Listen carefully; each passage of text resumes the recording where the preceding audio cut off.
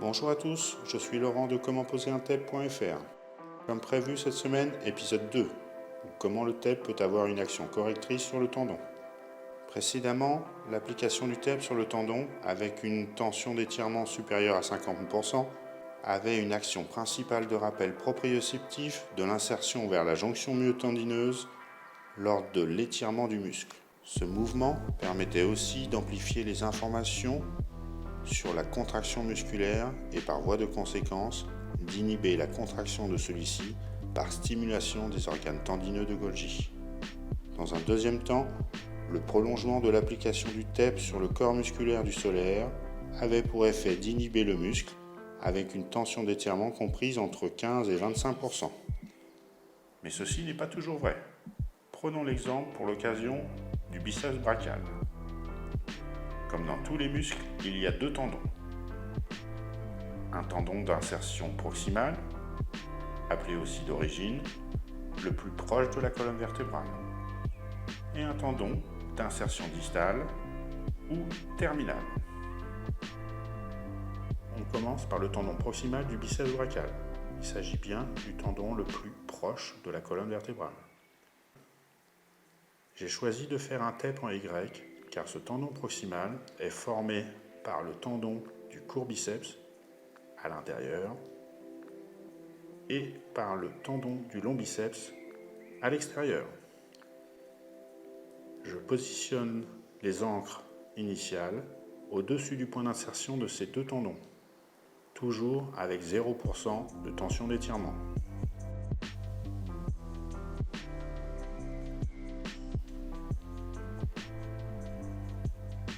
J'applique ensuite sur les deux tendons une tension d'étirement comprise entre 75 et 100%. Et dans un troisième temps, et c'est là la différence avec les tendons proximaux, je vais appliquer sur la jonction myotendineuse et le corps musculaire, après les avoir placés en étirement, ici en extension d'épaule, une tension d'étirement comprise entre 15 et 35% cette fois-ci.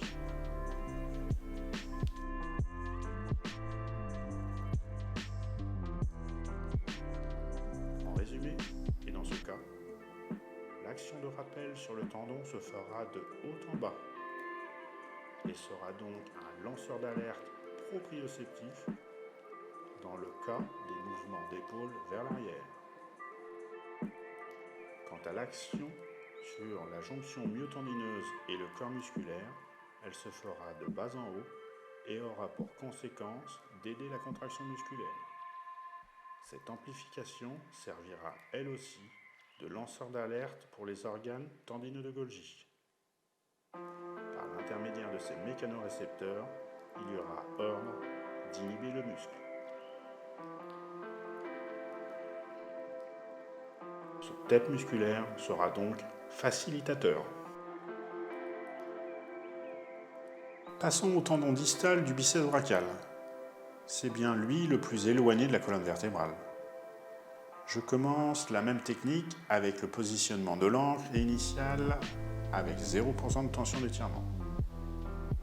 J'applique ensuite sur le tendon le TEP avec une tension d'étirement comprise entre 75 et 100%. Rappelons qu'une tension supérieure à 50% efface le recul du TEP. Sur la jonction myotendineuse et le corps musculaire, le TEP sera placé avec cette fois-ci une tension d'étirement comprise entre 15 et 25%. Je termine l'application par l'encre finale avec 0% de tension d'étirement. Et j'oublie pas d'activer la colle. Sur cette application, le TEP aura donc une action de rappel de bas vers le haut sur le tendon. Il servira de rappel sensoriel lors de l'allongement du muscle et aura une action de rappel de haut en bas au niveau de la jonction myotendineuse et du corps musculaire, comme le TEP musculaire inhibiteur ou décontractant.